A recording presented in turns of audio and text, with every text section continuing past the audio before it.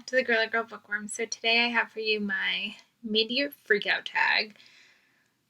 This was so difficult coming up with these answers. I don't remember if I did one last year, so I'm sorry if I didn't. I love doing these, but I also hate doing these because I feel like I have so many answers. Because at this point, I forgot. I meant to look before I started filming. At this point, I have finished, as of June 28th, 133 books so far for the year. 133 books in 6 months. And I had a child in February. I have 2 running around. Well, one's not running around, but you know what I mean? I have no idea how I accomplished 133 books. It makes no sense to me. I do know that I've been using it obviously as an extreme escape tool when I'm stressed. And let's just say I've been stressed a lot the past year, not even just this half a year. So I've been doing a lot of stress reading. So 133 is probably better than it could be. I feel like, so I'm going to take it. In the sense, I could escape more is what I'm trying to say. But I've always said, if you're new to me, I audiobook, ebook, physical book almost at all times going. So it makes it very easy to not be reading anything and suddenly finish 3 books in one day, because I've been reading 3 books consistently together. So like I said, this was really hard coming up with decisions. So there's some that I have multiple answers for. There's some that I could have even more answers that I'm just not pulling the book out for. So let's just dive right in. So book question number 1 is, what is the best book you've read so far? And this was really hard. There's so many that I'd love to point out and share with you, and I don't have that time. So keep your eye out, because I'm definitely doing a top 20 books of the first half of the year. Because when you read 133, you need to share more than 10, I feel like. So I'm going to share my top 20, but these are 2 of my really favorites that when I think of favorites, these are the 2 that jump out of my head the most. And that is The Violin Conspiracy by Brendan Slocum. Now, this one is a book about a man who is a very successful violinist, and one day his violin disappears. And is it his competitor? Is it his family who wants the money because his violin is worth so much money? What is going on? Where is this violin at? And I never thought I would care so much about a violin, and this book I could not put down, and I could not get enough of. And it's so, I feel underrated, because I feel I saw a couple people buzz read about it, other people that were giving it 5 stars, but then I saw no one else reading it, even though it was a Good Morning America book club pick. So if you're sleeping on this book, you need to pick it up. And the other one is Black Cake by Charmaine Wilkerson. This is another book that was fantastic that I did not want to put down. And it was one that I was not expecting to love as much as I did. Kendra loved it, and I was like, oh God, I gotta read it now. And this is about a woman who passes away, and her kids are very estranged, and they come together for this funeral. And she ends up leaving them this recording they have to listen to together with the lawyer, basically explaining her life. And fantastic. Absolutely fantastic. So again, if you've been sleeping on this one as well, get on it. Best sequel you've read so far this year? I have not been good with reading series lately. I have not even really attempted. Usually if I see that number 1 hashtag number 1 next to a book, I'm like, no. I'm just not good at it anymore. But I did read one sequel that I gave 4.5 stars to, and I really, really liked it. So I'm going to share that one. And that is Finley Donovan Knocks 'Em Dead by Elle Casamano. In book 1, we meet Finley Donovan, and she is a thriller mystery writer. And she's trying to pitch her new story to her agent in Panera, and somebody overhears her and thinks that she is a hitman. And so they slip her a note please kill this guy for this much money. and hijinks ensue. And this one takes place right after book one ends, where we're following new problems, and it's a lot of fun mystery with some humor, and it's a good time. Then what's a new release that's already come out that you have not gotten to yet, which I could, again, name a couple of things. Like I all of a sudden 9 Lives by Peter Swanson just caught my eye over there. That one. And obviously Hotel Nantucket by Ellen Hillebrand. I've been waiting for a nice summer day. But ever since I got it, I've had other things that I've had to get to before it. So I'm hoping now that it's officially summer, I can get to this one very soon. It's not summer without Ellen Hillebrand, so I definitely will be getting to this one very shortly. What is a book that you are most anticipating for the second half of the year? And there's a couple that I'm definitely got my eye on. There's some that I already have like Netgalleys for, so I'm not even like counting those. But the one that I don't have my hands on at all that I'm like dying to read is Daisy Darker by Alice Feeney. She is such a fantastic writer in general. I loved Rock, Paper, Scissors. I read them in the beginning of the year, and I am dying for this one. Somebody said that this is essentially like the movie Clue, which is my absolute favorite movie of all time. Like, I could watch that one hundreds and hundreds of times in a row, and I would not care. So I'm dying to get that one. Biggest disappointment. I have 2. Did I not? Oh, right. I was about to be like, I didn't grab the second one. Oh, right, because I already got rid of it. So these are books that I was like really eager for and really excited for, and then they weren't good. So this isn't like books that like I didn't really have any expectations going into and then they were bad. Like, these were books that I thought were going to be fantastic, and I just did not like them. So the first one was Hide, which I just talked about in one of my recent wrap-ups, and this is a book that we're going to a like dilapidated like theme park to play a reality TV show of hide and go seek, and it was just bad. Like, the writing was just so hard to get through. For a short book, it took me forever. There were too many characters. The perspectives would change with no rhyme or reason. It was really hard to get through, and I know a lot of other people DNF'd it, and it was not worth it to me. It was not worth it. I literally read it and sold it before I even finished like reading it. Like, it's not good. And the other big disappointment, I hate putting this on this list, is One Italian Summer by Rebecca Searle. I've loved her other books. I really enjoyed The Dinner List. I loved In 5 Years. And this just didn't do it for me. I ranted about this one in my wrap-up that I read this in. I think it was in my May wrap-up that I read this. Yeah, it had to have been. And I don't even want to like get into it because I feel like I'm going to like get anxious talking about it. Just did not, no. Biggest surprise. Now, these are books that I either like had like a surprise twist to it, or like books that I really didn't think I was going to like and then I loved. So for the positive. So the first one I don't have, and that is Cover Story.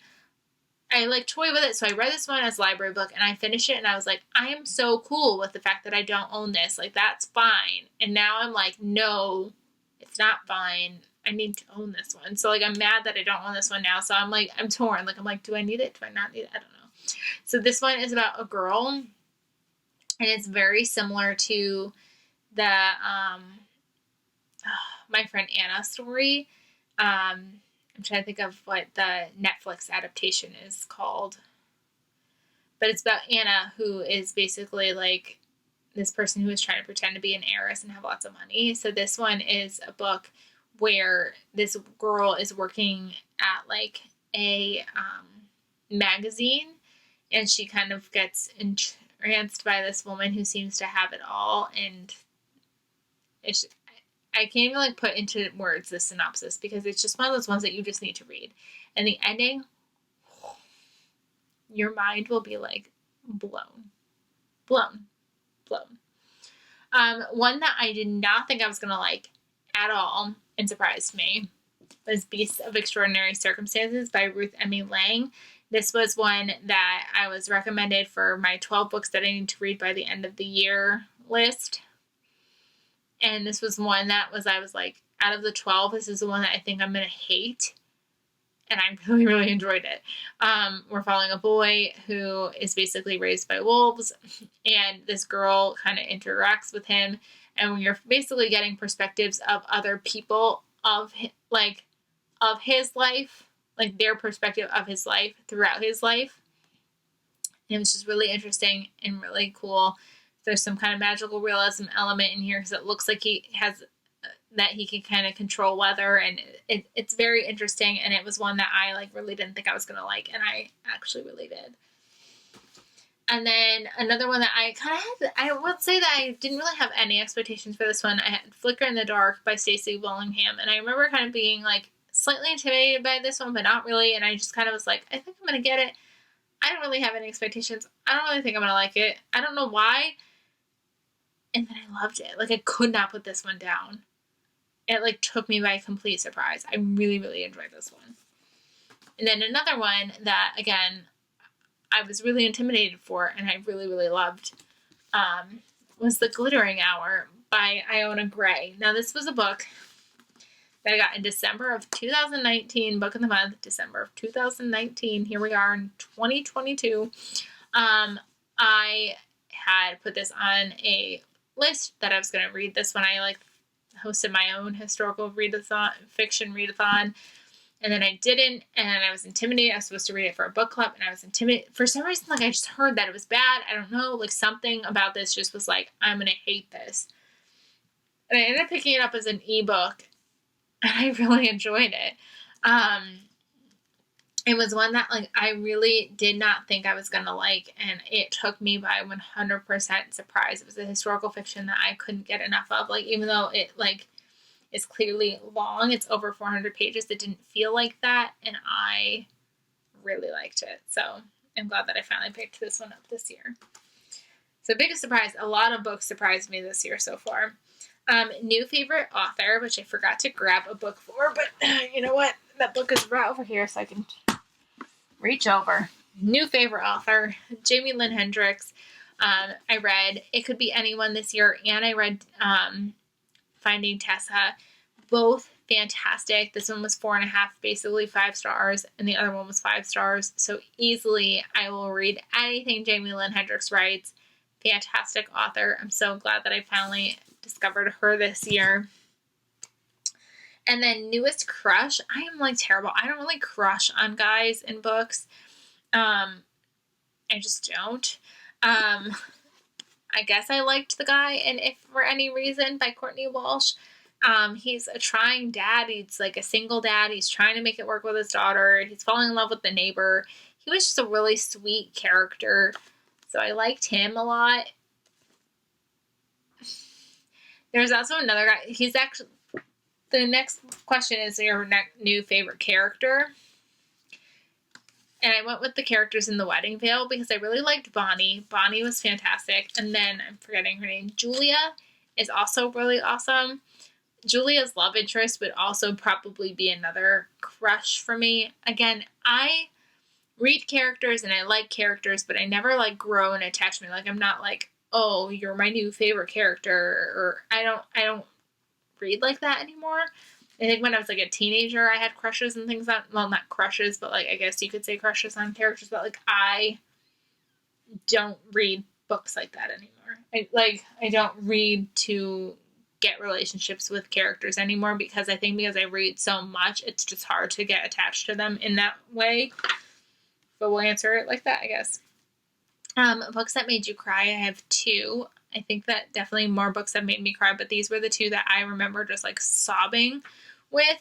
The first one was Reminders of Him by Colleen Hoover. Tears. Tears, tears, tears. You're following a woman who has just gotten out of jail, and she has never really met her daughter because she had her daughter while she was in jail, and these people are raising her daughter, and she comes back to town because she wants to try to create a relationship with her daughter if possible, and she ends up with a connection with this bartender. Whew. Tears.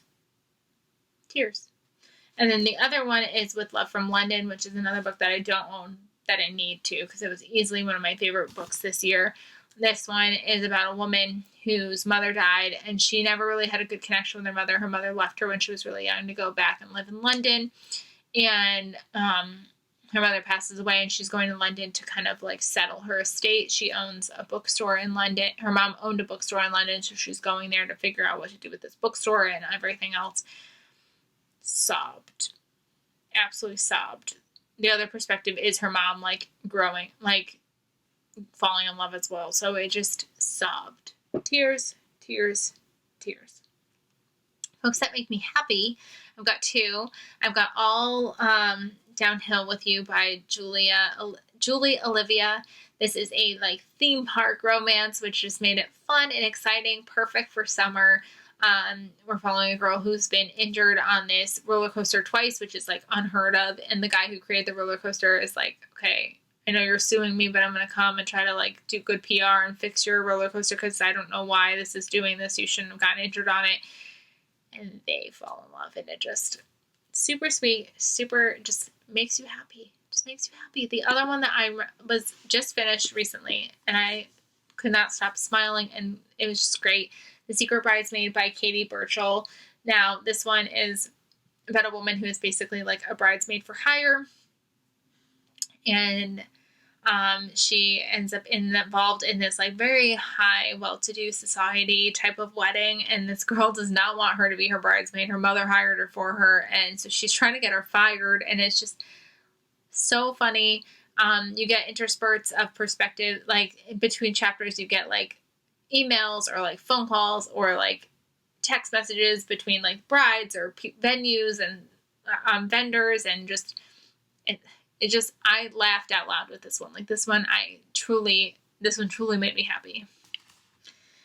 And then best book to movie adaptation. I haven't watched a ton of movies this year. I tend to not really even like to watch book to movie adaptations lately. I do want to watch Love and Gelato at some point. But I've watched two adaptations. I don't know if they're my favorite, but they're adaptations. I watched the adaptation for The Bling Ring because I had to, and it was just such trash, like the people. I wanted to watch it because Emma Watson's in it.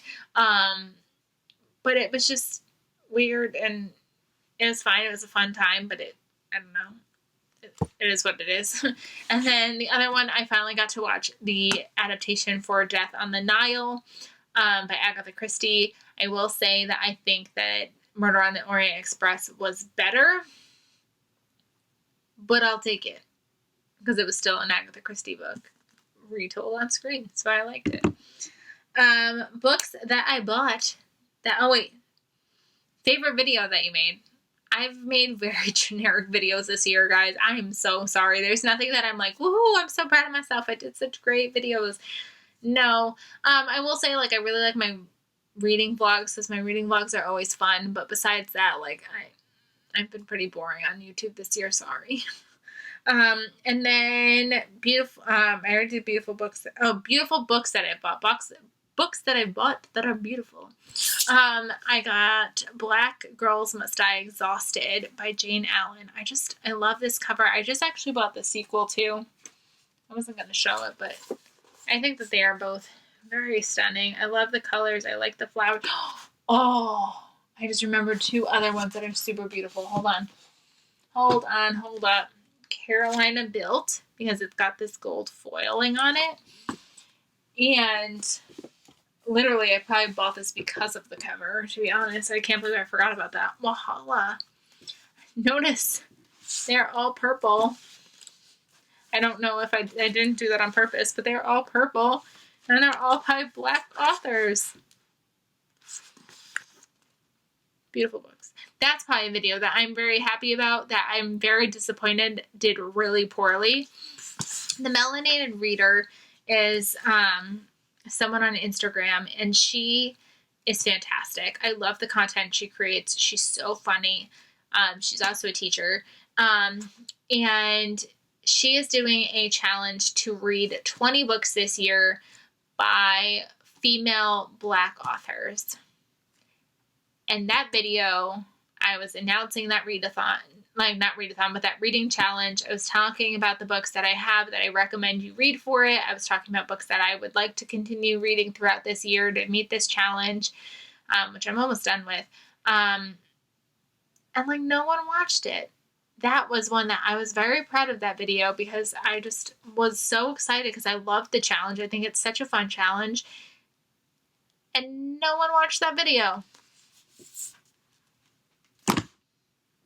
That's why I don't like making fun videos, because I feel like I make fun videos and like things that are not typical TBR wrap-ups, whatever, and then nobody watches them. So I think that's where I get my like disinterest in this community sometimes, because I do the things that are out there and then nobody watches. But then I do what people want and people still don't watch. I don't know. Books that I would like to read by the end of the year. Oh, other beautiful book. Remarkably Bright Creatures by Shelby Van Pelt, which is also a book that I would like to read by the end of the year. This is also a book I'd like to read by the end of the year. Another gorgeous book that I would also like to read by the end of the year. This Time Tomorrow. I'm so tempted to pick this up right now, but I know I'm not supposed to, because I have other books that I need to read first. And then it says favorite community members. I don't really know. I've been like terrible at watching videos. I watch April from Getting Huggy with It a lot. Like I get really excited when I see her videos posted. Lala, obviously. Riley Marie. I will drop everything to watch her videos. Katie Wismer. She's Kate's book date. And Katie Wismer. Again, I will watch all of her vlogs. She talks about her writing all the time, and I am not a writer, but I will watch all of her writing vlogs. Ashley from Bookish Realm. Melanie the Reader is not on YouTube, but she's a content book creator, so I'm going to shout her out as well. So yeah, that is my mid-year freakout tag. I think I'm doing pretty well considering everything that's going on in the world this year, in my life, and not in my life. You know what I mean. I'm getting rambly. It's like 10 o'clock at night, and I'm super exhausted, so I think I'm coming out really tired right now. So I hope you guys enjoyed this video. Let me know how your year has started, and I will see you guys really soon. Bye, everybody.